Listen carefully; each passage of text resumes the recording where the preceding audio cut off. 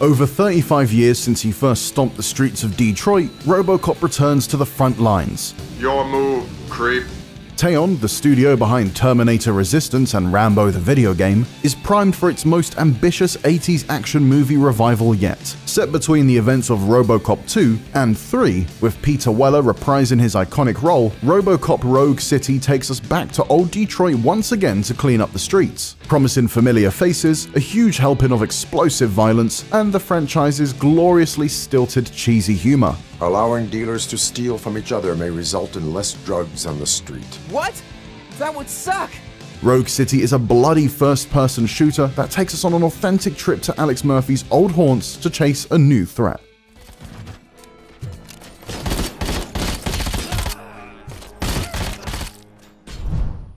Rogue City opens with a now familiar satirical news segment, which is interrupted by a gang of punky thugs dubbed the Torchheads. This band of criminals is heavily tied to Nuke, the highly addictive narcotic from Robocop 2, and they proceed to take the Channel 9 news team hostage. Enter Detroit's shiny Robocop and his partner, Agent Ann Lewis, who are called to quell the disturbance and hunt down the gang's leader. This being Robocop, restoring peace is done with little subtlety. Armed with his legendary Auto 9, Robocop trudges methodically through the building, popping enemy skulls with each well-aimed shot. Despite his slow, tank-like movement, I've never played an FPS with a protagonist as slow and deliberate as Robocop, and it took some time to adjust. He feels practically indestructible. He's so heavily armored he doesn't need to hide behind cover. He just soaks up bullets like a sponge, and if he runs low on ammo, no problem. Just walk up to the nearest criminal and punch a hole in his face. As such, Rogue City immediately makes you feel like a boss-level threat, and none of its early enemies really stood a chance against me on normal difficulty. Robocop can neutralize a room full of enemies within seconds, and thanks to his scanning abilities, you can sweep and clear the surroundings with ease. While this combat loop was satisfying for a couple of hours, I do question the longevity of it all.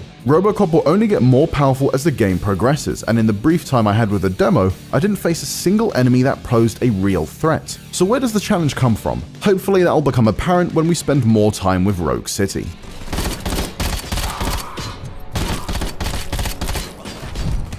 After a fiery first meeting with the Torchheads, I got a brief look at how Rogue City will tackle Robocop's other duties. Alongside fights to the death with the main gang, you take on investigative objectives to poke around for clues at crime scenes and make arrests. Robocop has no reservations about taking out hostile foes in one fell swoop, but some of Rogue City's side quests have him restoring order by more peaceful means. In one case, I could choose a non-threatening dialogue option to convince a suspect to part with valuable information about their whereabouts of a drug dealer, rather than making him cooperate. So violence isn't the only route you can take when chasing leads. In another side quest, my main contribution was simply carrying a drunk perp to a cell as a favor to another police officer. Furthermore, public trust is earned by interacting with Detroit's inhabitants, and there's a skill tree option that allows you to open up new dialogue choices to aid in your investigations. Detroit itself feels like a city in distress. The disheveled buildings and grimy streets are ripped straight from the movies, and the delinquents that lurk on street corners are more than just set dressing. Listen closely enough and you'll pick up splinters of conversations that, when you piece them together, may provide clues about where to lead the investigation next or open up new side objectives. Rogue City is built in Unreal Engine 5, and despite a few frame drops and glitches in the preview build I played, its gloomy alleyways and neon-soaked shop fronts look slick and detailed. Robocop himself looks fantastic too. Teyon has taken great care to recreating every grille and compartment on his suit, and the city lights gleam on his armor when you stop to talk to other characters, even if there are moments where the lighting doesn't quite hit right. Noticeable camera shake and the heavy thud of Robocop's footsteps made me feel like a hefty tank when I was stomping through the streets.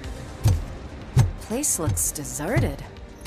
Are you sure your junkie friend didn't mix up the venue? He is the type who likes to mix things up. We shall have to see.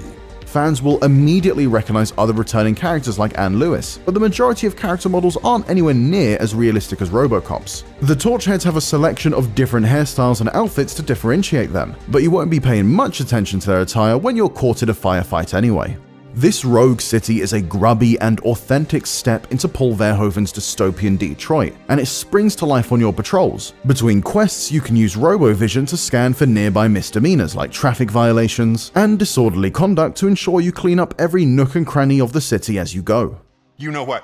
If you really think you'll find evidence of that SUX ever being here, then be my guest.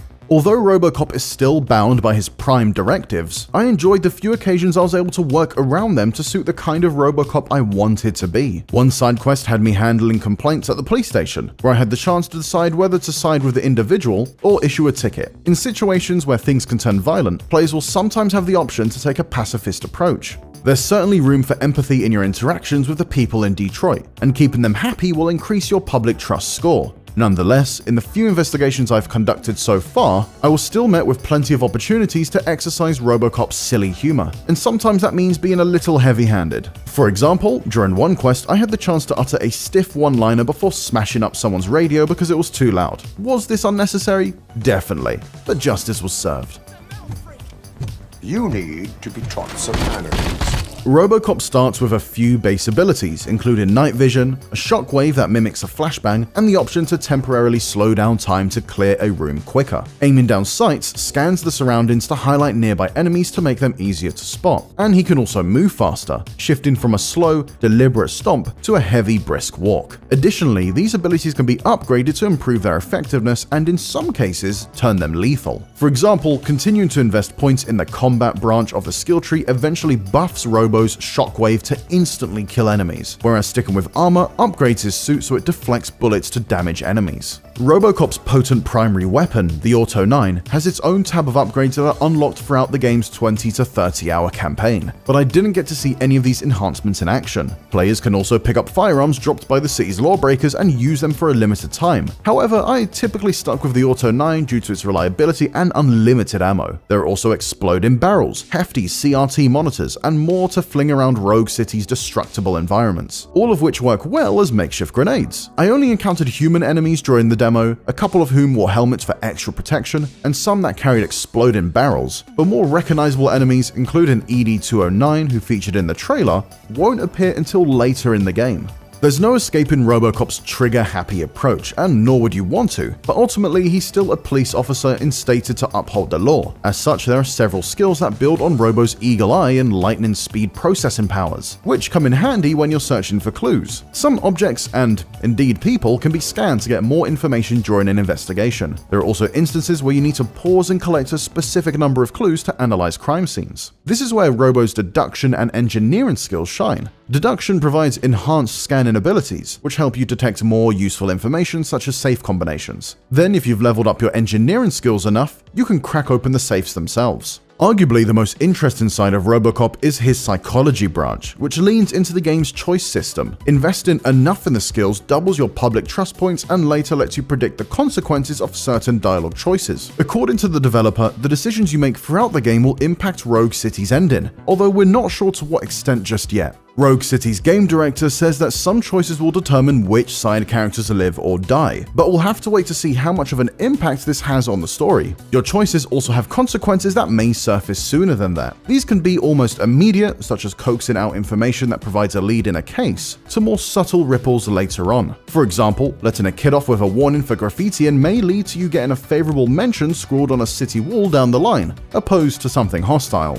One thing that Rogue City doesn't shy away from is Robocop's flashbacks to his life as Alex Murphy. This surfaces almost immediately as an ongoing malfunction, and it's something OCP is eager to fix. This side of Robocop is clumsily handled in the movies and never truly reaches a satisfying resolution by the end of the second film, but the game's developer assured me that this will be an important part of Rogue City's story. Combined with the dialogue options and decisions players can make, I'm keen to see how Teyon dives into the lingering human fragments in Robocop's memories, and whether they'll have a more meaningful impact on the story this time around. Overall, Rogue City has the makings of a faithful homecoming for Robocop fans. The demo immediately nails the franchise's exaggerated badass tone, and it's pumped to the gills with humor, violence, and all of the movie's callbacks you'd hope for. However, I'm curious to see how Teyon plans to maintain Robocop's momentum to keep combat feeling fresh and introduce more of a challenge as players unlock new abilities and upgrades. I've only played through Rogue City's opening missions and didn't have a chance to test the game on different difficulties, but I was a bit disappointed that I didn't get to see a wider variety of enemies, or face a real threat that forced me to use Robocop's full set of tools. While some of Robocop's abilities sound promising, it's difficult to predict how much of an impact they'll have on the game's combat loop without trying them against tougher enemies.